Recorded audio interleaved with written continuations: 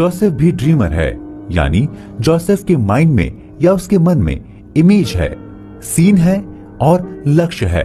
इससे क्लियर होता है कि एक ड्रीमर के पास इमेज, सीन और लक्ष्य होते हैं। जोसेफ जानते हैं कि उनकी सृजनात्मक शक्ति या क्रिएटिव फोर्स उनकी इमेजिनेशन को रिस्पॉन्ड करती है या उसे फीडबैक देती है। क्रिएटिव फोर्स का संबंध इमोशन से है, इसलिए हमारा जो इमेजिनेशन है यानी हम जो कल्पना करते हैं वो इमोशन से डेवलप होती है, हमारे मन की शक्ति का सोर्स है। अगर हम बेटर रिजल्ट चाहते हैं तो हमें अपने ड्रीम और अपनी इमेजिनेशन को इमोशन से चार्ज करना चाहिए। लेखक ने बताया है कि जोसेफ ने एक सपना देखा और अपने भाइयों से उसे शेयर किया। उसके सपने के बारे में सुनकर उसके भाई उससे नफरत यानी हेट करने लगे। बाइबल में नफरत का सेंस रिजेक्शन से है। लेखक ने अपनी बात को समझाने के लिए भाइयों को सिंबॉलिकली लिया है। थॉट्स, इमोशंस, बिलीव और ओपिनियन वे भाई हैं जो आपके सपने को चैलेंज करते हैं या आपके सपने को रिजेक्ट करते हैं, यानी आपसे वे कहते हैं कि तुम्हारे लिए इस काम को करना पॉसिबल नहीं है, तुम ये नहीं कर सकते, इसलिए इसे भूल जाओ। इन बातों का यहाँ डिस्कस करने का सेंस ये है कि आपने अपने लिए कोई सपना देखा होगा, किसी काम को पूरा करने की प्लानिंग की होगी। जो भी आपके प्लान रहे होंगे उसे पहले कौन चैलेंज देगा? पहले चैलेंज देने वाले आपके भाई होंगे, यानी भाई के रूप में आपके थॉट्स, इमोशंस, बिलीव्स और ओपिनियंस ही आपको पहले चैलेंज करेंगे। फिर इनके साथ आपकी फाइट, आपका स्ट्रगल स्टार्ट होता है। ऐसे में आप क्या करेंगे? आप सेल्फ बिलीव को अपना हथियार बनाएंगे। ये सेल्फ बिलीव आएगा डिसिप्लिन्ड इमेजिनेशन से। आप अपनी इमेजिनेशन के बेस पर उन चीजों से दूर जाएंगे जो आपके कंसंट्रेशन को अनकंट्रोल्ड करता है, आपको डिस्टर्ब करता है, आपको कंफ्यूज करता है। लेकिन क्या ये इतना इजी है? ऐसे में ये सवाल उठता है कि हमेशा डिस्टर्ब रहना या कंफ्यूज रहना भी क्या इजी होता है? ये तो और भी टफ है। तो कैसे डिस्टर्ब एलिमेंट से अपने को साइड करें? इसके लिए जरूरी है कि आप अपना सारा अटेंशन अपने लक्ष्य पर रखें। इसके लिए जरूरी है कि आपने जो भी प्लानिंग की है उसी पर खुद को फोकस रखें, यानी इमेजिनेशन के बेस पर अपने सपने को पूरा होते देखना, उसकी प्रोसेस को समझना और फॉलो करने से आप फील करेंगे कि प्रोसेस को लेकर आपका टेंशन बढ़ रहा है। आप प्रोसेस से अट्रैक्ट होते जाएंगे और धीरे धीरे आपका टेंशन आपको रिजेक्ट करने वाले सिंबॉलिकली भाइयों से अलग कर देगा। एक टाइम ऐसा आएगा जब आपका टेंशन हर तरह के रिजेक्शन से निकल जाएगा, आपके अंदर सेल्फ बिलीव जागृत होने लगता है और फिर आप अपने लक्ष्य के प्रति पूरी तरह से फोकस्ड हो जाएंगे। पिछले चैप्टर में लेखक ने जिस उद्योगपति यानी इंडस्ट्रियलिस्ट के बारे में डिस्कस किया था, उसने भी इसी तरह से अपनी कल्पना की प्रैक्टिस की और तब तक की जब तक कि उसका सपना पूरा नहीं हुआ। अब बात करेंगे डिसिप्लिन इमेजिनेशन को और क्या क्या सपोर्ट करता है और क्या क्या बैरियर बन के खड़ा होता है। Importance of attraction and goal. Self belief को सपोर्ट करने का बेसिक एलिमेंट है आकर्षण या अट्रैक्शन। नेचर की हर चीज में अट्रैक्शन है। नेचर की हर एक चीज किसी ना किसी चीज को अट्रैक्ट करती है। एग्जाम्पल के लिए फुल मून यानी पूर्णिमा के दिन समुद्र में तूफान आता है, या उस दिन समुद्र का रूप वैसा नहीं होता जैसा बाकी दिनों में होता है। उस दिन समुद्र में बड़ी बड़ी लहरें उठती हैं। ऐसे ही मौसम के साथ ये भी डिसाइड होता है कि ये फल इस मौसम में मिलेगा तो वो फल दूसरे मौसम में मिलेगा। यानी अट्रैक्शन का एक कॉन्सेप्ट नेचर के साथ जुड़ा हुआ है। इस बात को यहाँ डिस्कस करने का सेंस ये है कि आपके मन में किसी चीज का अट्रैक्शन होना चाहिए या आपको क्या अट्रैक्ट करता है, ये आपको अपने आप से पूछकर पता लगाना चाहिए। क्योंकि हर एक इंसान के अंदर ईश्वर ने एक पावर दी है, यानी अगर वो इस वर्ल्ड में आया है तो उसका कोई ना कोई पर्पस है और कोई भी इंसान अपने पर्पस को अपनी पसंद से ही अचीव कर सकता है, क्योंकि नेचर ने एक अट्रैक्शन के साथ ही उसे क्रिएट किया है। जब तक आप किसी चीज को पसंद नहीं करेंगे तब तक आप उसके लिए सपना नहीं देखेंगे, और जब तक आप सपना नहीं देखेंगे तो वो आपकी इमेजिनेशन का पार्ट नहीं बनेगा। लेखक ने जिस इंडस्ट्रियलिस्ट से अपनी मुलाकात के बारे में डिस्कस किया था, बताया था कि वो एक स्मॉल शॉप चलाता था और वो आगे चलकर एक बड़ा इंडस्ट्रियलिस्ट बना है। लेखक ने बताया कि उस इंडस्ट्रियलिस्ट की सक्सेस में अट्रैक्शन का इंपॉर्टेंट रोल था। उसे अपने सपने से रिलेटेड चीजें अट्रैक्ट करती थीं। उसके सपने के लिए जरूरी था कि उसके पास आइडिया हो, पैसा हो, लोग हों, इसलिए वो इन चीजों के प्रति एक अट्रैक्शन फील करता था। और जब तक आप किसी चीज से अट्रैक्ट नहीं होंगे तब तक आप किसी चीज को अट्रैक्ट भी नहीं कर पाएंगे। लेखक ने बताया कि उस इंडस्ट्रियलिस्ट ने अपने लक्ष्य को पूरा करने के लिए वर्कर्स को, बिजनेस के आइडियाज को, लोगों को अपनी तरफ अट्रैक्ट करना शुरू किया। यानी वो लोगों से शेयर करता कि वो जो करने जा रहा है वो कितना इंपॉर्टेंट है। ऐसा करने के लिए उसने इमेजिनेशन को बेस बनाया। वो कल्पना करने लगा कि वो जिससे मिल रहा है उसे क्या कह के इम्प्रेस कर रहा है। कल्पना में भी वो ये भी सोच लेता है कि जिससे वो अपनी बात शेयर कर रहा है उसका क्या रिस्पॉन्स होगा, फिर उसके अनुसार वो रिप्लाई करता है। इस तरह अपनी इमेजिनेशन की इतनी प्रैक्टिस कर ली कि उसके लिए अपने लक्ष्य को अचीव करने का प्रोसेस इजी होता गया और एक दिन वो अपने सपने को अचीव करने में सक्सेस भी हो जाता है। इसलिए अगर आप अपना सपना पूरा करना चाहते हैं तो आपको इसकी प्रैक्टिस करनी होगी कि आप कैसे किसी को अपनी तरफ अट्रैक्ट कर सकते हैं। लेकिन ये आप तभी कर सकते हैं जब आप किसी आइडिया, किसी चीज और लोगों के प्रति अट्रैक्ट हों। और जब आपके प्रति लोग अट्रैक्ट होते हैं तब आपका सेल्फ बिलीव स्ट्रांग होता है। अट्रैक्शन पर डिस्कस करते हुए हमारे सामने एक वर्ड आया था, लक्ष्य, मतलब गोल। लास्ट चैप्टर में हमने बाइबल के रेफरेंसेस से जोसेफ के बारे में डिस्कस किया था। जोसेफ ड्रीमर था और जो रियल ड्रीमर होता है उसके लिए मन में इमेज, सीन और लक्ष्य यानी गोल्स होते हैं। सेल्फ बिलीव के लिए लक्ष्य या गोल एक इंपॉर्टेंट एलिमेंट है। लक्ष्य ही हमारे सपनों की दिशा को डिसाइड करता है। हम जब भी कुछ चाहते हैं तो उसे पाने के लिए हमारे मन में सपने चलने लगते हैं। ये सपने हमें करेज देते हैं। इन सपनों से हमें हैप्पीनेस भी मिलती है। लेकिन अगर हम अपने सपनों को पूरा करने का कोई लक्ष्य नहीं रखेंगे तब ये सपने एक टाइम के बाद हमारी मेंटल पावर को, मनोबल को कमजोर भी करते हैं और हम एक दिन अपने सपनों से दूर चले जाते हैं। लक्ष्य का सेंस सिर्फ ये नहीं होता कि हमें कुछ पाना है। लक्ष्य का कनेक्शन टाइम से है। अगर हम किसी भी लक्ष्य के लिए टाइम डिसाइड नहीं करेंगे तो उस लक्ष्य को अचीव करने में हमें जरूरत से ज्यादा टाइम लग सकता है, यानी आपका टाइम बर्बाद हो सकता है। ऐसे में आप अपनी लाइफ के लिए जो लक्ष्य डिसाइड करते हैं उसके लिए एक टाइम भी डिसाइड करना पड़ेगा। जब तक टाइम डिसाइड नहीं होगा तब तक आप फुल डेडिकेशन के साथ उस लक्ष्य को पूरा करने में अपना टाइम, अपनी एबिलिटी को यूज नहीं कर पाएंगे। एग्जाम्पल के लिए आपने अपने लिए लक्ष्य रखा है कि आपको इंडिया टीम के लिए क्रिकेट खेलना है। क्रिकेट एक लिमिटेड एज तक ही खेला जा सकता है। ऐसे में आपको पहले एक टाइम डिसाइड करना होगा कि इस टाइम तक हम अपने कॉलेज के लिए खेलेंगे, उसके बाद किसी क्लब या किसी कोचिंग को ज्वाइन करेंगे, फिर स्टेट लेवल पर खेलेंगे, क्योंकि आपको इंडिया टीम तक पहुंचने के लिए कई बैरियर को क्रॉस करना होगा। ऐसे में अगर आप अपने लक्ष्य के लिए टाइम डिसाइड करते हैं और उस टाइम तक उस लक्ष्य को अचीव नहीं कर पाते तो आप अपना एनालिसिस करते हैं कि ऐसा क्यों नहीं हुआ, क्यों आप भी स्टेट लेवल में भी खेलने के लिए सेलेक्ट नहीं हुए। आप जैसे ही इन बातों को एनालिसिस करेंगे आपको अपनी वीकनेस का पता चलेगा। हो सकता है आपको और अच्छे ट्रेनर की जरूरत हो, यह भी हो सकता है कि आपको और फैसिलिटी की जरूरत हो, यह भी हो सकता है कि आप अपने निर्धारित समय से पहले ही उसे पूरा कर लेते हैं।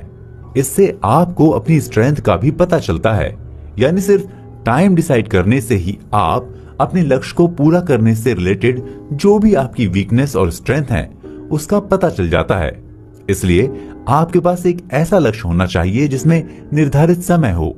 लेकिन निर्धारित समय में किसी काम को कैसे पूरा किया जाए, इसके लिए क्या जरूरी होता है, तो चलते हैं हम अपने नेक्स्ट चैप्टर पर। जब हम अपने लिए कोई लक्ष्य डिसाइड करते हैं तो उसके लिए एक निर्धारित समय भी डिसाइड करते हैं। निर्धारित टाइम में पूरा करने के लिए समर्पण या डेडिकेशन की जरूरत होती है, क्योंकि जब तक हम किसी काम में डेडिकेशन के साथ लगेंगे नहीं तब तक हम उसे पूरा नहीं कर पाएंगे। क्योंकि हम जब किसी लक्ष्य को डिसाइड करते हैं तो ये पॉसिबल नहीं होता कि उस लक्ष्य को अचीव करने के लिए सारा फेवर हमारे साथ ही हो, यानी हम जो कुछ भी करते जाएं वो स्मूथली होता जाए, ये पॉसिबल नहीं है। क्योंकि हर इंसान डेली किसी ना किसी प्रॉब्लम को फेस करता रहता है। ऐसे में किसी भी लक्ष्य के सामने कई टाइप्स के बैरियर खड़े हो जाते हैं। पहला बैरियर तो यही होता है कि हमें बिलीव ही नहीं होता कि हम अपने लक्ष्य को अचीव कर पाएंगे, क्योंकि लक्ष्य तो हम उसी का डिसाइड करते हैं जो हमारी लिमिट से बाहर है या जिसे हमें अभी अचीव करना है। ऐसे में हम कोई भी काम स्टार्ट करते हैं तो पहले हमें बैरियर ही दिखाई देते हैं। हमारे मन में कई तरह के डाउट चलने लगते हैं। इसके लिए लेखक ने बताया है कि ईश्वरीय अवधारणा या डिवाइन कॉन्सेप्ट को अगर हम अपनी चेतना से एस्टैब्लिश करेंगे तो हम कई तरह के डाउट से फ्री हो जाएंगे। क्योंकि जैसे ही हम डिवाइन पावर को फील करते हैं तो हम पाते हैं कि हमारे अंदर जो भी इमोशंस हैं, ड्रीम्स हैं, वो सिर्फ हमारे नहीं हैं, इसमें कोई डिवाइन कनेक्शन है। एग्जाम्पल के लिए जैसे नेचर के साथ होता है, पानी को लेते हैं। पानी का सोर्स नदियां और समुद्र हैं, लेकिन पानी सिर्फ नदियों और समुद्रों के लिए ही नहीं होता है। पानी से इस धरती पर प्राणियों का जीवन जुड़ा है। इसके साथ ये भी एक फैक्ट है कि पानी नदियों और समुद्र में मिलता तो है, लेकिन इसके बनने में नेचर के कई एलिमेंट्स का कंट्रीब्यूशन होता है। बारिश के मौसम में बारिश होना, सर्दी में बर्फ पड़ना, और ये सब कुछ ऑटोमेटिकली नेचर से ऑपरेट होता रहता है। और ये नेचर इतना अमूर्त मतलब एब्स्ट्रैक्ट होता है कि अगर उसे समझने की कोशिश की जाए, अगर उसे फील किया जाए, तो हम एक डिवाइन कनेक्शन को फील करते हैं। इस फीलिंग को या इस समझ को कई थिंकर्स और फिलोसफर्स ने अपने अपने तरीके से एक्सप्लोर भी किया है। इस बुक के लेखक जोसेफ मर्फी ने बताया है कि डिवाइन फीलिंग से ही हम अपने अंदर एक स्पिरिचुअल सोर्स को फील कर पाते हैं। जब हम अपनी चेतना में स्पिरिचुअल सोर्स को पाते हैं तो हम फील करते हैं हम जो कुछ भी कर रहे हैं उसका कनेक्शन एक डिवाइन पावर से है। जब हम इस पावर को फील करते हैं तो हमारा बिलीफ अपने सेल्फ को लेकर स्ट्रांग होता है। हम इस कंक्लूजन पर आते हैं कि नेचर की तरह ही हमें भी कोई डिवाइन पावर ऑपरेट कर रही है। जब हम इस बात को समझ जाते हैं तब हम अपने लक्ष्य को डिवाइन का कनेक्शन मानकर उसे अपनी चेतना में एक स्पेशल स्पेस देते हैं। हमारी चेतना में जिस चीज का स्पेस ज्यादा होगा उसका इंपॉर्टेंट भी ज्यादा ही होगा। वही हमारी इमेजिनेशन में भी एक्टिव रहेगा, यानी हम उसी चीज के लिए कल्पना करेंगे जिसे हम अपनी चेतना में इंपॉर्टेंट रोल देते हैं। और जब हमारा लक्ष्य, हमारा सपना हमारे इमेजिनेशन का पार्ट बनता है तभी हमारे मन में उसका एक स्ट्रक्चर या डिजाइन तैयार होता है और फिर हम उस काल्पनिक डिजाइन को हम रियल में करने लग जाते हैं। इसलिए लेखक के अकॉर्डिंग जब हम अपने लक्ष्य को पूरा करने के प्रोसेस में लगते हैं तो अपने अंदर एक स्पिरिचुअल सोर्स को सर्च करना जरूरी हो जाता है। इससे हम लक्ष्य और विश्वास दोनों के प्रति एकाग्र होने लगते हैं। हमारे मन के डाउट्स क्लियर होने लगते हैं। हमारे लक्ष्य के सामने जो भी प्रॉब्लम्स आती हैं उससे हम तो हो सकता है कमजोर या वीक पड़ जाएं, लेकिन उससे कभी गिव अप नहीं करते हैं या छोड़ते नहीं हैं। हमें इस बात का बिलीव होता है कि ईश्वर हमारी हेल्प करेगा, वो ऑपरेट कर रहा है तो हमें रास्ता भी दिखाएगा। ये भी हो सकता है कि जिस प्रॉब्लम को आप फेस कर रहे हो वो प्रॉब्लम आपके लक्ष्य पूरा करने के लिए जरूरी हो, क्योंकि ये कहा जाता है कि हम अपने फेलियर से जितना लर्न करते हैं उतना सक्सेस से नहीं। इन बातों के डिस्कशन से ये क्लियर होता है कि एक निर्धारित समय में अपने लक्ष्य को अचीव करने के लिए डेडिकेशन का इम्पोर्टेंट रोल होता है और इस डेडिकेशन को अपने वर्क का पार्ट बनाने के लिए डिवाइन और स्पिरिचुअल फीलिंग हमें हेल्प करती है। अब यहाँ सवाल उठता है कि जब डिवाइन पावर हमारी हेल्प करती है तो हमें इतना कुछ करने की जरूरत ही क्यों है? इस सवाल को डिस्कस करने के लिए चलते हैं हम अपने नेक्स्ट चैप्टर पर, स्पिरिचुअल आई। लास्ट चैप्टर में डिवाइन पावर पर बात करते हुए एक सवाल उठा था कि जब डिवाइन पावर हमारी हेल्प करती है तो हमें इतना कुछ करने की जरूरत ही क्यों है? क्योंकि हम हो या आप हो या इस वर्ल्ड की कोई भी चीज, हम सब उस डिवाइन पावर से कनेक्टेड हैं या उसका एक स्मॉल पार्ट है। अगर हम इस चेतना को फील नहीं करेंगे, उसे समझेंगे ही नहीं तो डिवाइन पावर से हम अपने आप को ना तो रिलेट कर पाएंगे, ना ही कनेक्ट कर पाएंगे। हम अपने सेल्फ को जागृत करके ही अपने अस्तित्व को या अपने होने को सार्थक बना सकते हैं। डिवाइन ने जैसे हमें बनाया वैसे ही ज्ञान को भी बनाया। ज्ञान के बेस पर ही हम इस वर्ल्ड की मिस्ट्री, नेचर के क्रिएशन और उससे अपने कनेक्शन को समझते हैं। ज्ञान ही हमें समझता है कि स्पिरिचुअलिटी के बेस पर हम डिवाइन फीलिंग के साथ अपने आप को कैसे कनेक्ट कर सकते हैं। यानी जैसे हम डिवाइन पावर के एक पार्ट हैं, वैसे ही ज्ञान भी डिवाइन का एक पार्ट है। अगर हम ज्ञान को अपनी समझ में, अपनी चेतना में शामिल नहीं करेंगे, तब तक हम ये समझ ही नहीं पाएंगे कि हम इस संसार में किस लिए हैं, हमारा रोल क्या है।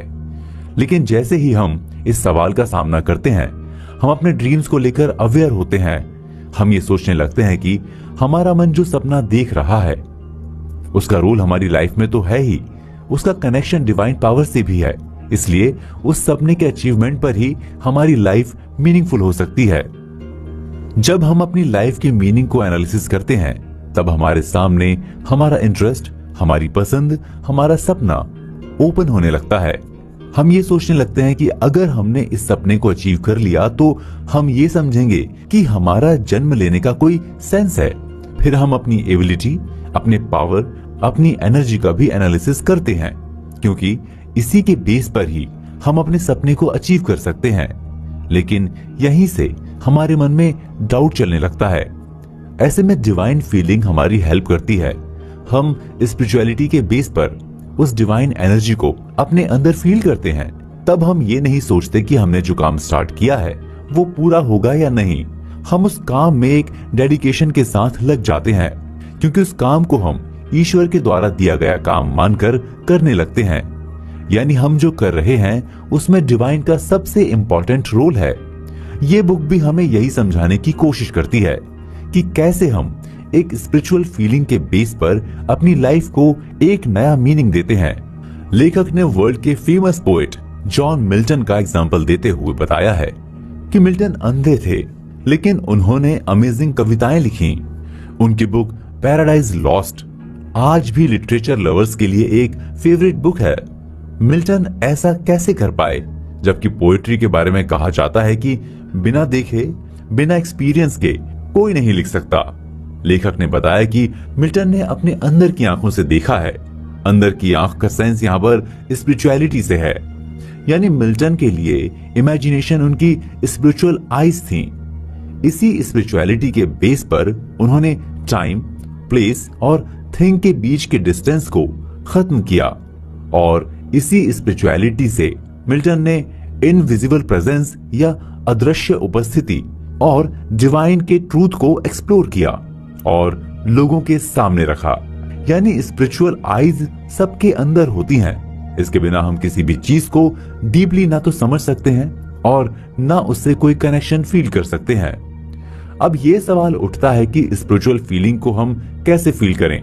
इसके लिए हमें अपने नजरिए को चेंज करना होगा, क्योंकि जब हम अपने मन में स्पिरिचुअलिटी को फील नहीं करते हैं, तभी हमारे मन में ये सवाल उठता है कि हम स्पिरिचुअलिटी को फील कैसे करें। इसमें हमारा नजरिया हमें हेल्प कर सकता है। लेकिन सच तो ये है कि लाइफ के बारे में अधिकांश लोग निराशावादी नजरिया रखते हैं। जनरली ऐसे लोग हर चीज को लेकर नेगेटिव अप्रोच रखते हैं। इसीलिए ऐसे लोग होपलेस होने के साथ फ्रस्ट्रेटेड होकर अपनी पूरी लाइफ को डिस्ट्रॉय यानी बर्बाद कर देते हैं। आज के टाइम को कमर्शियल टाइम कहा जाता है। हर चीज में एक कमर्शियल पहलू देखा जाता है। यानी इस टाइम में बिजनेस का इंपॉर्टेंट रोल है और बिजनेस वर्ल्ड में सही नजरिए को ही इंपॉर्टेंस दिया जाता है। ऐसे में सही नजरिए के बिना सक्सेस को अचीव करना किसी को भी प्रॉब्लम में डाल सकता है। और जब कोई इंसान अपने नजरिए को लेकर प्रॉब्लम का सामना करता है तो उसका सेल्फ बिलीव टूट जाता है। उसे फील होने लगता है कि वो इस दुनिया के लिए बना ही नहीं है। ऐसे में ये इंपॉर्टेंट हो जाता है कि हम सही नजरिए के साथ साथ अपनी लाइफ में आगे बढ़ें। लेकिन सही नजरिए को हम कैसे डेवलप कर सकते हैं, इसे जानने के लिए हम चलते हैं अपने नेक्स्ट चैप्टर पर, मेंटल एटीट्यूड। पिछले चैप्टर में हमने डिस्कस किया कि डिवाइन पावर या डिवाइन कनेक्शन के लिए हमें अपने अंदर देखना होता है, यानी स्पिरिचुअल आईज या आध्यात्मिक आंखों के बेस पर ही हम डिवाइन से अपने कनेक्शन को देख सकते हैं और उसे फील कर सकते हैं। साथ में हमने डिस्कस ये भी किया कि हमारा नजरिया स्पिरिचुअल फीलिंग में हेल्प करता है। इसलिए इस चैप्टर में हम अपने नजरिए को डेवलप या इंप्रूव करने के बारे में डिस्कस करेंगे।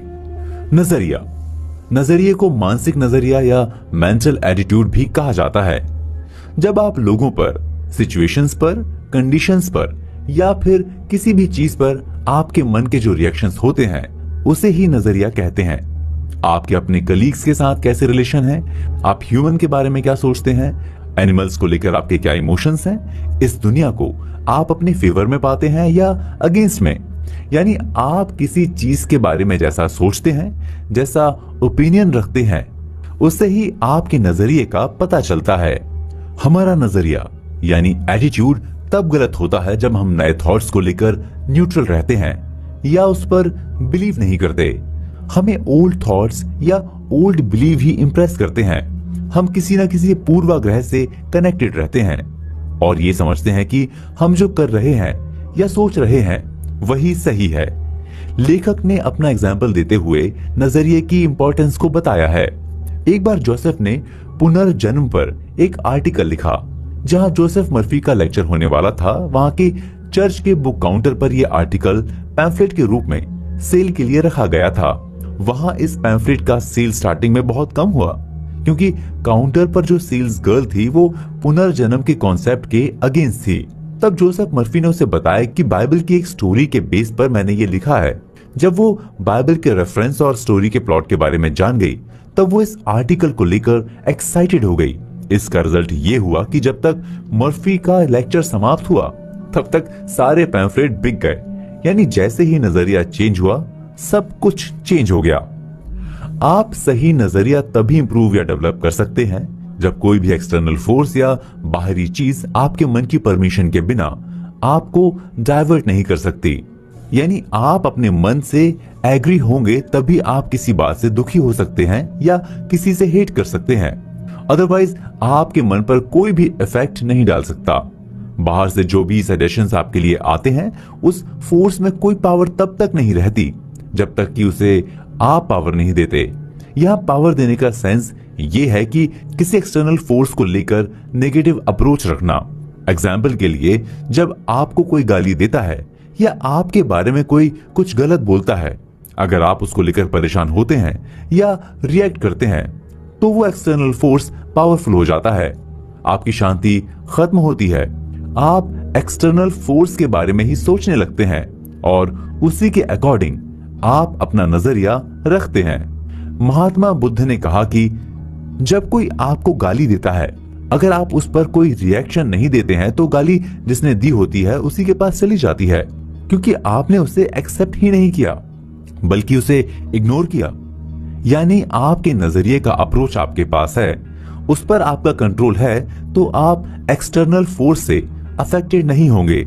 कोई भी जब एक्सटर्नल फोर्स से अफेक्टेड नहीं होगा तब उसके मन से सारे डर, सारे डाउट्स निकल जाएंगे। वो अपने लक्ष्य से डाइवर्ट नहीं होगा और कंसंट्रेशन के साथ अपना काम करता जाएगा।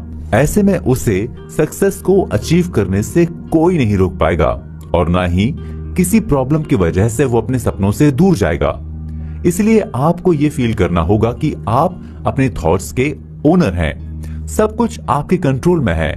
इमोशंस थॉट्स के अकॉर्डिंग चलते हैं और इमोशन से ही इमेजिनेशन और डिवाइन फीलिंग्स का कनेक्शन होता है। और अगर आपका थॉट्स ही गलत है या आपके नजरिए पर किसी एक्सटर्नल फोर्स का प्रेशर है और आप उसी से कंडक्ट होते हैं, तब आपके लिए आपका नजरिया इंप्रेसिव नहीं रह पाता।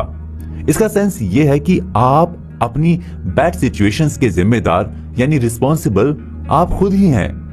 आप अपने आप से सवाल कर सकते हैं कि क्या आप दूसरों के बारे में गलत सोचते हैं। अगर आप ऐसा करते हैं तो आप इसकी एनालिसिस करिए। आपको पता चल जाएगा कि आपके मन में नेगेटिव इमोशंस का फोर्स ज्यादा है और ये फोर्स आपकी हेल्थ और वेल्थ दोनों के लिए डेंजर है। लेखक ने बताया कि सर्कमस्टांसेस आप पर उतना ही अफेक्ट डाल सकते हैं जितनी आप उन्हें परमिशन देते हैं। इसलिए आप अपनी लाइफ तथा इस वर्ल्ड के बारे में अपना नजरिया चेंज कर लें। तब आपका लक आपके हाथ में होगा और आप अपनी आत्मा के कैप्टन बन सकते हैं। डिसिप्लिन और कंट्रोल इमेजिनेशन के बेस पर आप अपने इमोशंस के भी बॉस बन सकते हैं और इससे आपका सेल्फ बिलीव स्ट्रांग होगा। कल्पना और नजरिया। पिछले चैप्टर में हमने नजरिए के बारे में डिस्कस किया था। इस चैप्टर में हम नजरिए की इंपॉर्टेंस के बारे में डिस्कस करेंगे। जैसा कि लास्ट के कई चैप्टर्स में सेल्फ बिलीफ को स्ट्रांग बनाने के लिए लेखक ने इमेजिनेशन के इंपॉर्टेंस को मार्क किया है। लेकिन अगर आपका नजरिया ही गलत है तो इमेजिनेशन का क्या रोल होगा? इमेजिनेशन कितना आपके सेल्फ बिलीफ को स्ट्रेंथ देगा? एग्जाम्पल के लिए, यदि आप अपने किसी फ्रेंड के बारे में सोचते हैं कि वो झूठा है, चीटर है, करप्ट है, तब आपके मन में किस तरह के इमोशंस क्रिएट होंगे? आप पाएंगे कि आप अपने फ्रेंड को लेकर नेगेटिविटी के इमोशन से भरे होते हैं। और अगर आप इसके ऑपोजिट नजरिया रखते हैं तब किस तरह के इमोशंस क्रिएट होंगे? तब आप हैप्पीनेस को फील करेंगे। आपकी चेतना को नेगेटिविटी अफेक्ट नहीं कर पाएगी। ऐसे में आपके मन में किसी भी सपने को लेकर एक पॉजिटिव इमेजिनेशन क्रिएट होगी, क्योंकि आपका नजरिया किसी को देखने को लेकर पॉजिटिविटी से भरा होता है। जब आप किसी सपने को स्ट्रक्चर देने की कल्पना करेंगे तब उस स्ट्रक्चर के हर एक स्टेप में पॉजिटिविटी का रिफ्लेक्शन होगा। हर एक स्टेप पर आप स्पिरिचुअल एनर्जी से भरे होंगे, क्योंकि स्पिरिचुअल एनर्जी का सोर्स कभी नेगेटिव नहीं हो सकता। और जब आप स्पिरिचुअल एनर्जी के साथ अपने सपने को पूरा करेंगे तो उसे सपने में आपके सेल्फ का अप्रोच होगा। वो सेल्फ जो कि डिवाइन ने क्रिएट किया है या जो डिवाइन से कनेक्टेड है, जो कि आपका अपना है, वो किसी और का सेल्फ नहीं हो सकता। ऐसे में जब आपका सपना पूरा होगा तो वो एक यूनिक इमेज को लेकर आपके सामने आएगा। तभी आप फील कर पाएंगे कि आपका रोल या आपका अस्तित्व कितना इंपॉर्टेंट था आपके लिए। इसके बाद आपके सामने ऐसे सवाल खड़े नहीं होंगे कि आपकी लाइफ मीनिंगलेस है। आपका सेल्फ बिलीव आपके हर स्टेप को इम्प्रूव करेगा और आप अपनी लाइफ को और बेटर बनाने के लिए कंसंट्रेट होकर एक के बाद एक सपने को अचीव करते जाएंगे। लेखक ने बताया कि गॉड के बारे में आपका जो भी परसेप्शन होता है या आपकी जो भी सेंसिबिलिटी होती है, जनरली यही आपकी लाइफ के नजरिए को डिसाइड करती है। ईश्वर के बारे में आपका सबसे स्ट्रॉन्ग थॉट ही आपकी लाइफ के थॉट्स को एक्सप्लोर करता है। यदि आपका नजरिया ये है कि ईश्वर ही आपके अंदर की स्पिरिचुअल पावर है, तब ईश्वर ही आपके हर एक एफर्ट में आपको डायरेक्ट करता है, आपको रास्ता दिखाता है। आप एक पॉजिटिव अप्रोच से इस वर्ल्ड को देखेंगे तो आपका विजन भी पॉजिटिव होगा। आपका नजरिया और आपकी इमेजिनेशंस एक दूसरे को डेवलप करते हैं। यदि आप कल्पना करते हैं कि आपका बिजनेस फेल हो जाएगा, आप बीमार पड़ जाएंगे, आप कभी सक्सेसफुल नहीं होंगे, तो ऐसी नेगेटिव कल्पना का रिजल्ट आप नेगेटिव ही देखेंगे। आपके साथ ऐसा ही होता जाएगा। आप दुख, प्रॉब्लम्स, फेलियर की कल्पना ये सोचकर करते हैं कि लाइफ में तो ऐसा होता ही है। ऐसे में आप अपनी लाइफ को दुख के ट्रैप में डाल देते हैं। इसलिए किसी भी नेगेटिव इमेजिनेशन से खुद को सेव करके रखें। आप उन चीजों की कल्पना करें जो कि आपकी लाइफ में हैप्पीनेस लाए, जो आपको इंस्पायर करे, जो सुंदर हो, जिसको सब एडमायर करते हो। वैसा होने के बारे में कल्पना करें। इससे लाइफ को लेकर आपका नजरिया चेंज हो जाएगा। अपने नजरिए को डेवलप करने का एक फॉर्मूला ये भी है कि आप शांति से कहीं बैठकर ये इमेजिन करें कि आप इंडिपेंडेंट हैं। आपको किसी बात को लेकर कोई स्ट्रेस नहीं है। आप एनर्जी से भरे हुए हैं। आप अपने काम को लेकर एक्साइटेड हैं। आपके सामने जो भी प्रॉब्लम्स आ रही हैं, उसको लेकर आप रोमांचित हैं। अगर आप ऐसा फील करते हैं तो आपका सेल्फ बिलीव स्ट्रांग होगा और आपको अपने ड्रीम्स को अचीव करने से कोई नहीं रोक पाएगा। इमेजिनेशन और नजरिए का अप्रोच जब एक दूसरे को इंप्रेस करते हैं या इन्फ्लुएंस करते हैं तो आपकी इमेजिनेशन पावर या कल्पना शक्ति बढ़ जाती है। टाइम और प्लेस के साथ जो रिस्ट्रिक्शंस होते हैं वो खत्म हो जाते हैं। लेखक ने कोलंबस का एग्जाम्पल दिया है, जिसने अमेरिका का पता लगाया था। कोलंबस के साथ जर्नी पर निकले उसके साथ के नाविकों ने जब पूछा कि जब सारी होप खत्म हो जाएगी तो हम क्या करेंगे, तब कोलंबस ने जवाब दिया कि सुबह होते ही तुम कहोगे कि तैरते चलो, तैरते चलो और तैरते चलो। यानी कोलंबस को डिवाइन पावर पर बिलीव था, इसलिए उसने कल्पना कर ली थी कि वो लास्ट तक सेफ रहेगा। उसके हर एक स्टेप पर एक बिलीव था और उसने अपने आप को उस बिलीव से लास्ट तक कनेक्ट करके रखा। इसलिए आप अपने रिजल्ट को लेकर डाउट में हैं, तो अपने मन में किसी भी तरह के डाउट को निकाल दें और इस बात पर बिलीव करें कि आपने अपने लिए जो भी इमेजिनेशन की है उसे पूरा होना ही है। इससे क्लियर होता है कि कल्पना और नजरिए को हम डेवलप करके सेल्फ बिलीव को इंप्रूव कर सकते हैं। लेकिन नजरिए के साथ एक देखने वाला फैक्ट ये भी है कि आप अपने नजरिए के साथ नए थॉट्स को कनेक्ट नहीं करते हैं, तो आपका नजरिया आपकी सक्सेस में एक बैरियर की तरह दिखने लगेगा। इस फैक्ट को एक्सप्लोर करने के लिए चलते हैं हम अपने नेक्स्ट चैप्टर पर। मैं आपका दोस्त प्रेजुडिस एंड ब्लाइंड फेथ। पिछले चैप्टर में हमने इमेजिनेशन और नजरिया मतलब एटीट्यूड के रिलेशन के बारे में डिस्कस किया था। इस चैप्टर में हम नजरिए पर नेगेटिव इफेक्ट डालने वाले एलिमेंट्स के बारे में डिस्कस करेंगे। नजरिए पर प्रेजुडिस और अंधविश्वास यानी ब्लाइंड फेथ का नेगेटिव इफेक्ट पड़ता है। कैसे पड़ता है इसे जानने से पहले हमको प्रेजुडिस यानी पूर्वाग्रह और ब्लाइंड फेथ के बारे में समझने की कोशिश करते हैं। जब हम किसी के बारे में या किसी फैक्ट के बारे में बिना जाने समझे, बिना एनालिसिस किए, बिना वेरीफाई किए अपने मन में ही ओपिनियन बना लेते हैं, तो उसे प्रेजुडिस या पूर्वाग्रह कहा जाता है। जबकि सही नजरिए के लिए ये जरूरी हो जाता है कि हम किसी पर्सन या फैक्ट के बारे में अच्छे से वेरीफाई करके या उसका एनालिसिस करें। अगर ऐसा नहीं करते हैं तो हमारा नजरिया हमारे नॉलेज को ही चैलेंज करता है या लोगों के प्रति हमारी क्रेडिबिलिटी को क्वेश्चन करता है। एग्जाम्पल के लिए, आप एक बेस्ट एक्टर हैं, आपको एक्टिंग करना पसंद है, आप फिल्मों में काम करना चाहते हैं, लेकिन आप फिल्म इंडस्ट्री को लेकर कई तरह के पूर्वाग्रहों को अपने मन में पाल रखा है। एग्जाम्पल के लिए, फिल्म इंडस्ट्री में पैसे वाले लोग ही सक्सेस हो पाते हैं, या फिल्मी लोगों का कल्चर ही डिफरेंट होता है, या वे लोग ड्रिंक करते हैं, या वे लोग सेल्फिश होते हैं, या फिल्म इंडस्ट्री में तो लॉन्ग टर्म तक स्ट्रगल करना पड़ता है। ये सारे प्रेजुडिस आपके मन में बैठे हुए हैं और आप चाहते हैं कि फिल्म इंडस्ट्री में काम करना तो आप कभी नहीं कर पाएंगे। अगर कर भी लिया तो आप सक्सेस को अचीव नहीं कर पाएंगे। जब तक आपके मन में इस टाइप के प्रेजुडिस का स्पेस रहेगा तो आप फिल्म इंडस्ट्री को लेकर हमेशा नेगेटिव अप्रोच रखेंगे। आपका नजरिया नेगेटिविटी से कंडक्ट होने लगेगा। आप फील करेंगे कि उस इंडस्ट्री में काम करने से क्या मिलेगा जो आपके मन के अगेंस्ट है। ऐसे में फिल्म इंडस्ट्री के प्रति नेगेटिव होने से एक्टिंग से भी आपका फोकस हटने लगेगा। आप धीरे धीरे अपने एक्टिंग को लेकर भी नेगेटिव होते जाएंगे। यानी जिस तरह की एबिलिटी आपके पास थी, उस एबिलिटी से कनेक्टेड आपका जो ड्रीम था सब डिस्ट्रॉय हो जाएगा, क्योंकि आपके नजरिए को प्रेजुडिस ने ओवरलैप कर लिया है। आप एक्सटर्नल फोर्स से कंडक्ट होने लगते हैं, क्योंकि आपके नजरिए का बेस प्रेजुडिस है, जो कि सुनी सुनाई बातों पर बेस्ड है। जबकि डिवाइन या स्पिरिचुअल फीलिंग का कनेक्शन आपकी सोल, आपकी आत्मा से है।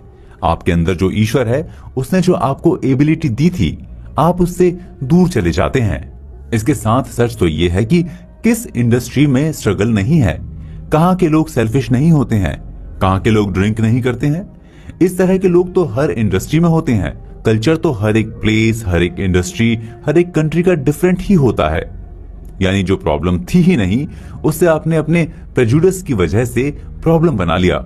इसलिए सही नजरिए को लेकर लेखक ने बताया है कि आपको अपने नजरिए में न्यू थॉट्स को, न्यू लॉजिक को इंपॉर्टेंस देना चाहिए, क्योंकि नए थॉट्स आपके सेल्फ बिलीफ को पॉजिटिव रखते हैं। न्यू थॉट्स के साथ ही आपके मन में किसी काम को लेकर न्यू आइडिया का स्ट्रक्चर क्रिएट होता है। ब्लाइंड फेथ के साथ भी ऐसा ही होता है। हम मानकर चलते हैं कि जो पहले हुआ था या जिसे हम जानते सुनते आए हैं वो ही सही है। अगर सब इसी बात पर बिलीव करते हैं तो कभी पता नहीं चलता कि पृथ्वी घूमती है, क्योंकि पृथ्वी तो स्टेबल दिखती है। और इसके बारे में पहले के थिंकर्स ने भी बताया था कि पृथ्वी स्टेबल है, लेकिन कोपरनिकस ने पहले के थिंकर के थॉट्स को एनालिसिस किया और अपनी स्टडी से बताया कि पृथ्वी भी घूमती है। लेखक ने बताया कि जो थॉट्स या आइडिया एक जनरेशन से दूसरी जनरेशन में चलता आया है, जरूरी नहीं कि वो सही हो। इसलिए सही नजरिए के लिए जरूरी है कि न्यू थॉट्स को अपनी अप्रोच में शामिल करें। हम टाइम टाइम पर अपने थॉट्स को, अपने बिलीफ को, अपने ओपिनियन को क्वेश्चंस करेंगे, उसकी असेसमेंट करेंगे, उसकी एनालिसिस करेंगे, तो हमारे अप्रोच में, हमारे नजरिए में इफेक्टिव चेंज आएगा, जिससे हमारा सेल्फ बिलीव स्ट्रांग होगा। इसलिए थॉट्स और आइडिया को लेकर हमें ओपन रहना चाहिए। हमारा मन पैराशूट की तरह होना चाहिए। अगर पैराशूट ओपन नहीं होगा तो ये अच्छा नहीं होगा, फिर तो एक्सीडेंट होना ही है। इसी तरह अगर हम अपने मन को नए थॉट्स के लिए ओपन नहीं रखेंगे तो हमारे नजरिए के लिए अच्छा नहीं होगा। हमारे सेल्फ बिलीव के साथ एक्सीडेंट होगा, यानी सेल्फ बिलीव कमजोर पड़ेगा। फिर कोई सेल्फ बिलीव के बिना कुछ भी कैसे अचीव कर सकता है। इसलिए हमें अपनी आंखों और मन को न्यू ट्रूथ की ओर ओपन रखना चाहिए। इसके साथ ही हमें अपने मन में new truth, new idea, new knowledge की भूख जगानी चाहिए। ऐसा करने से हम बिलीव और समझ के पंखों से अपनी प्रॉब्लम्स के ऊपर से फ्लाई करने में केपेबल हो सकते हैं। Importance of happiness and beauty. लेखक जोसेफ मर्फी ने अपनी जहाज की एक जर्नी में एक पैसेंजर के बारे में बताया है। वो पैसेंजर सनसेट यानी सूर्यास्त को देख रहा था और कह रहा था कि मैं बहुत हैप्पी हूँ, मैं विश करता हूँ कि मैं जो ये डूबते हुए सूर्य की ब्यूटी देख रहा हूँ, ये ब्यूटी हमेशा ऐसी ही बनी रहे। लेखक ने सवाल किया कि हम और आप कितनी बार डूबते हुए सूर्य को देखते हैं और उसकी ब्यूटी को लेकर क्या कभी ब्लश फील करते हैं? कब कहते हैं कि ये ब्यूटी हमेशा ही ऐसी बनी रहे? इस नश्वर दुनिया में जहां हर एक चीज को खत्म हो जाना है, वैसे में ये विश करना कि ये ब्यूटी हमेशा ऐसी ही बनी रहेगा, क्या सेंस है? इसको समझने के लिए हमें ये समझना होगा कि ईश्वर के सत्य हमेशा बने रहते हैं। कुछ भी हो जाए, सुबह तो होकर रहेगी, फिर शाम होगी, फिर रात होगी। ये ईश्वर का, उस डिवाइन का ट्रूथ है जिससे हमारा इंटरनल कनेक्शन है। लेकिन जब हम किसी ब्यूटी या किसी हैप्पीनेस को लेकर ये सोचते हैं कि काश ये हमेशा कायम रहती, तो हम डिवाइन ट्रूथ से कनेक्टेड होते हैं, क्योंकि डिवाइन के पास ऐसा ट्रूथ है कि वो हमेशा कायम है। लेकिन होता यह है कि हम अपनी लाइफ के स्ट्रगल में, उसकी प्रॉब्लम में इतने ट्रैप हो जाते हैं कि हम किसी ब्यूटी का इमेजिनेशन तक नहीं कर पाते। हम किसी बात को लेकर हैप्पी फील नहीं कर पाते। ऐसे में जो हमारी इमेजिनेशन होगी वो दुख होगा। हमारा बिलीव एक्सटर्नल फोर्स यानी बाहरी ताकतों से इन्फ्लुएंस्ड होगा और उस एक्सटर्नल फोर्स के बेस पर हमारे बिलीव का शेप भी एक्सटर्नल होगा। हमारे अंदर जो डिवाइन फीलिंग है उससे हम डिस्कनेक्टेड हो जाएंगे। आपका सेल्फ बिलीव कमजोर पड़ जाएगा, जिसका इफेक्ट आपके हर काम पर पड़ेगा। लेखक ने बताया है कि आप स्वयं अपने मन की गैलरी में एक हैप्पीनेस के साथ रह सकते हैं, जहां आप फील कर सकते हैं कि शांति की एक नदी आपके मन में बह रही है। आप उस नदी की ब्यूटी को देख सकते हैं और उसे फील कर सकते हैं। जब आप उस ब्यूटी को फील करेंगे तो आप पाएंगे कि आपके मन में एक ब्यूटीफुल वर्ल्ड है, जहां हैप्पीनेस है, जॉय है, बिलीव है और एक दूसरे से प्यार करने वाले लोग हैं। ऐसे में आपके मन की ब्यूटी ईश्वर की ब्यूटी से कनेक्ट हो जाएगी। आप मेंटली और स्पिरिचुअली ईश्वर की होल ब्यूटी से कनेक्ट हो जाएंगे। आपकी इमेजिनेशन ईश्वर की ब्यूटी की तरह रेडिएंट होगी। जैसा कि इस बुक में बार बार ये समझाने की कोशिश की जा रही है कि आपकी इमेजिनेशन पर ही आपका सेल्फ बिलीव डिपेंड है। आपकी इमेजिनेशन से ही आपकी सक्सेस की राह ओपन होती है। ये इमेजिनेशन ही है जिसके बेस पर आप अपनी लाइफ को मीनिंगफुल बना सकते हैं। इसलिए जब आप अपने दुख में ट्रैप होते हैं और ईश्वर के चेहरे को इमेजिन करते हैं तो वो आपकी आंखों के आंसू पोंछ देते हैं। यानी आपके सारे दुखों के अंधेरों को ईश्वर अपने प्रकाश से दूर कर देता है। आपका बिलीव आध्यात्मिक शक्ति के डायरेक्शन में चलने लगता है। आप ये डिसाइड करते हैं कि अब और आंसू नहीं, क्योंकि ईश्वर ने आपके आंसू को पोंछ दिया है।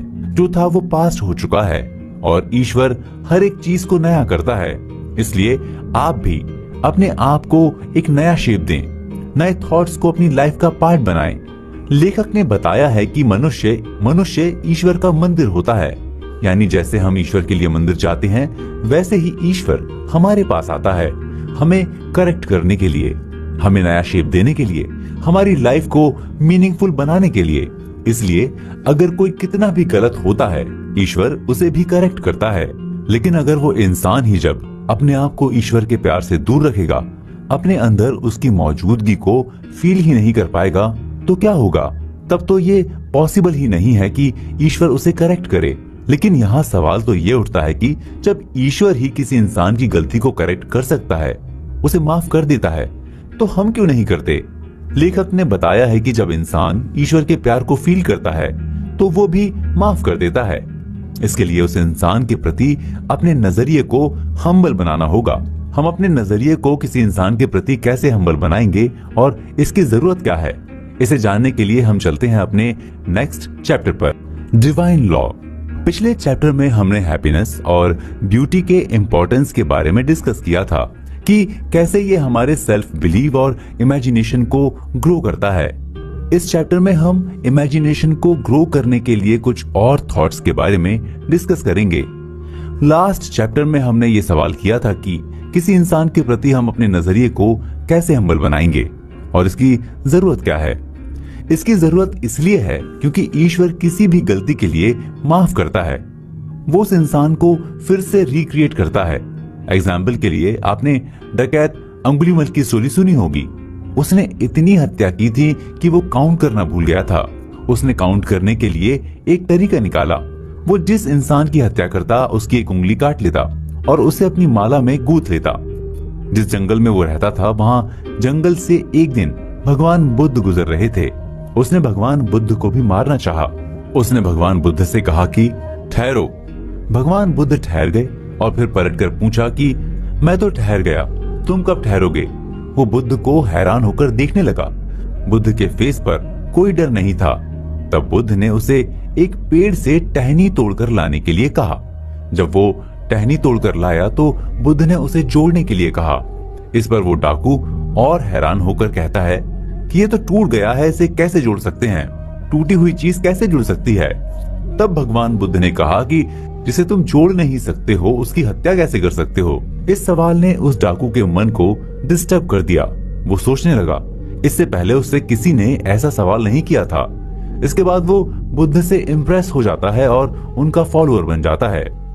ये कैसे हुआ? उस सवाल में ऐसा क्या था? अगर उस सवाल को हम एनालिसिस करें तो पाएंगे कि डिवाइन पावर ने हम सबको क्रिएट किया है, तो कोई और कैसे उसे डिस्ट्रॉय कर सकता है?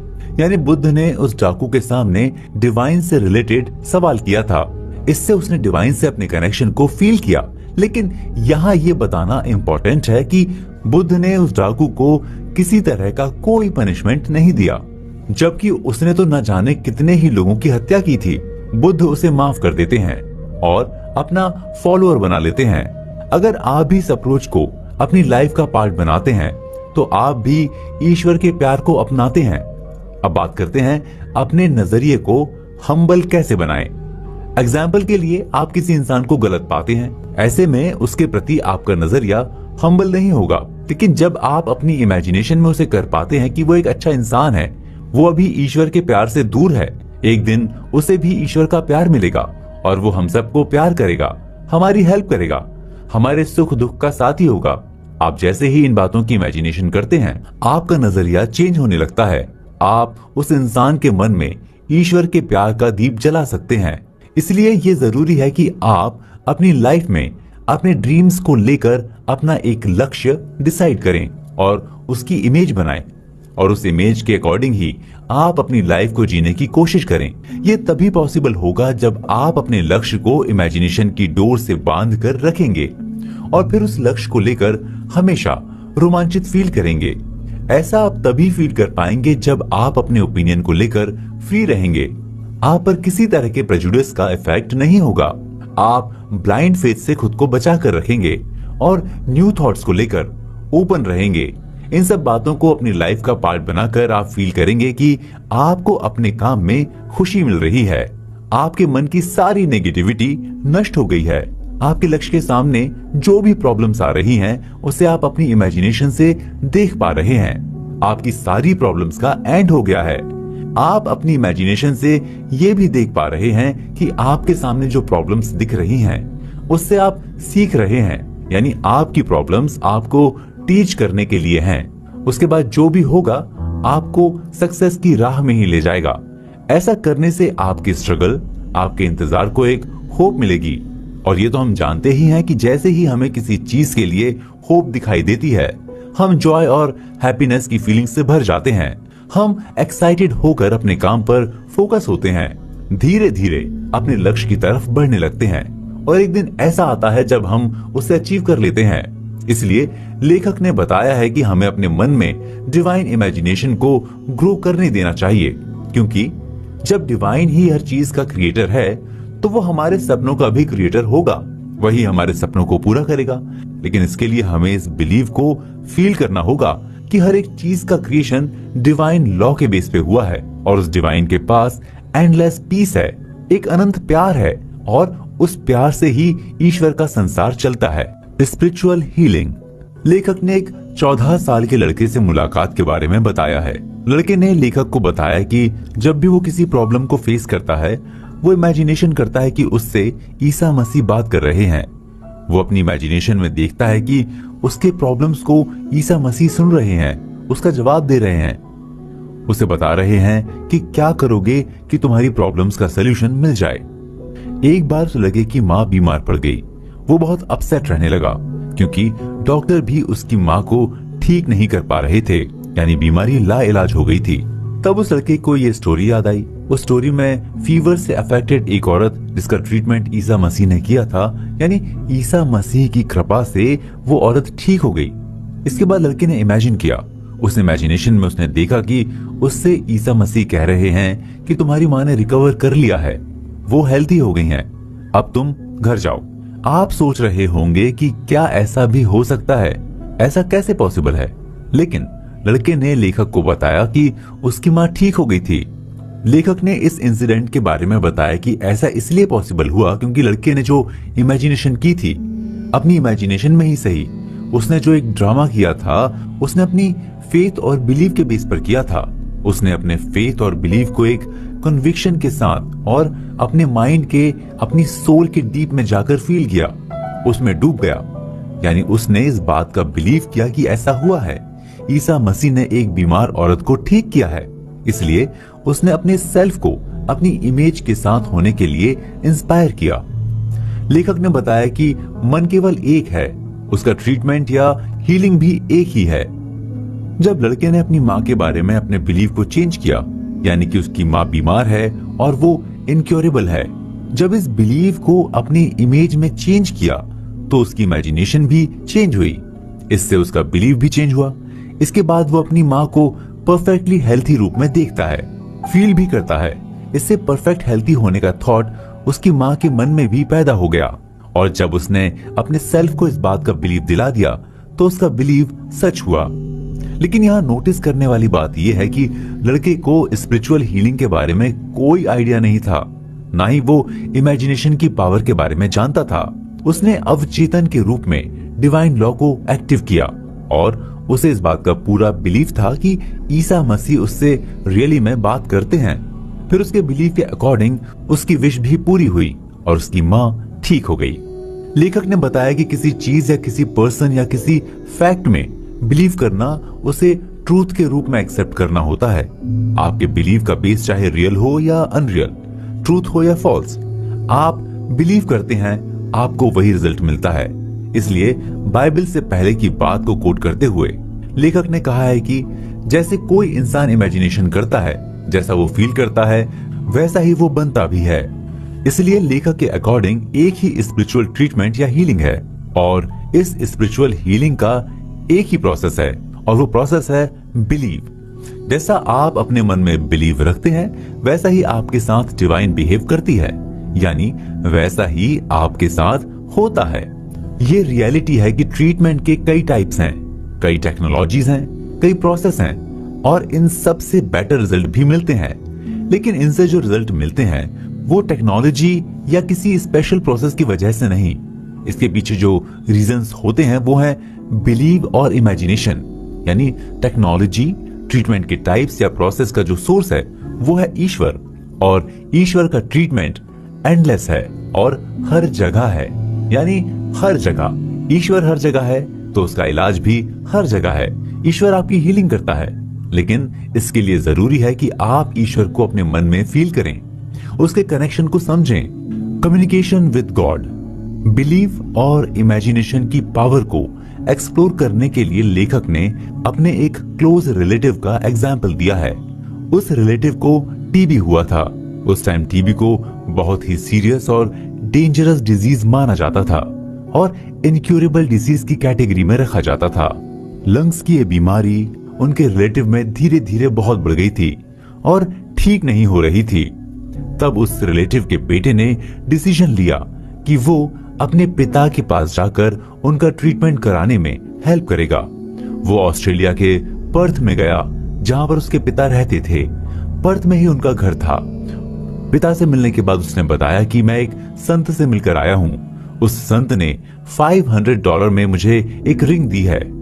इस रिंग में एक रियल क्रॉस का टुकड़ा है। उसने अपने पिता को यह भी बताया कि इसे टच करने से या पहनने से ही कई लोगों की बीमारियां ठीक हो गई हैं। उस बूढ़े बीमार आदमी ने जब ये बात सुनी तो उसने अपने बेटे के हाथ से उस रिंग को छीन लिया, उसे अपने सीने से लगाया और फिर उसे पहनकर सो गया। नेक्स्ट डे पता चला कि वो ठीक हो गया है। किसी को इस बात का बिलीव नहीं हो रहा था, लेकिन जब टेस्ट किया गया तो वो बूढ़ा आदमी बिल्कुल ठीक हो चुका था। किसी भी टेस्ट में उसकी बीमारी नहीं निकली। अब आप सोच रहे होंगे कि उस क्रॉस वाली रिंग में इतनी पावर थी। उस रिलेटिव के लड़के ने लेखक को बताया कि उसने फुटपाथ से एक लकड़ी के टुकड़े को उठाकर उसे रिंग में मढ़वा दिया, जिससे कि वो रियल लगे। लेकिन उस रिंग की वजह से उसके फादर ठीक हो गए। तो क्या इसमें फुटपाथ से उठाए गए लकड़ी के टुकड़े की वजह से ये मिरेकल हुआ था? लेखक के अकॉर्डिंग ऐसा नहीं था। इसके पीछे मेन रीजन था उसकी इमेजिनेशन और बिलीव। उसने सोचा कि उसके फादर इस बीमारी से ठीक नहीं हो रहे हैं तो क्या किया जाए। उसने इमेजिनेशन की कि ईश्वर क्या नहीं कर सकता। जिसने यूनिवर्स को क्रिएट किया है वो एक बीमारी ठीक नहीं कर सकता। उसे तो इस बात का बिलीव था, लेकिन वो अपने फादर को ये बिलीव कराना चाहता था। इसके लिए उसने सोचा कि क्या फर्क पड़ता है कि रियल क्रॉस का टुकड़ा हो या लकड़ी का टुकड़ा। उसे तो अपने फादर को बिलीव कराना था कि वे ठीक हो सकते हैं। जब उसने अपने फादर को बताया कि इस रिंग को एक संत ने दिया है, इस रिंग में रियल क्रॉस का पार्ट है और इसे टच करने से कितने लोगों की बीमारियां ठीक हो गई हैं, तब उसके फादर को फील हुआ कि वो ठीक हो सकते हैं। उनमें बिलीव आया, यानी उसने फादर की इमेजिनेशन पावर को एक्टिव कर दिया और इससे उसके फादर इस लिमिट तक एक्साइटेड हो गए कि रिंग उसके हाथ से छीनकर उन्होंने अपने सीने पर रख ली। लेखक ने यह भी बताया कि इस ड्रामे का पता उनके रिलेटिव को कभी नहीं चला। अगर उन्हें यह पता चलता तो शायद उन्हें फिर से टीबी हो जाती, लेकिन उसके बाद वे हेल्थी होकर 15 इयर्स तक और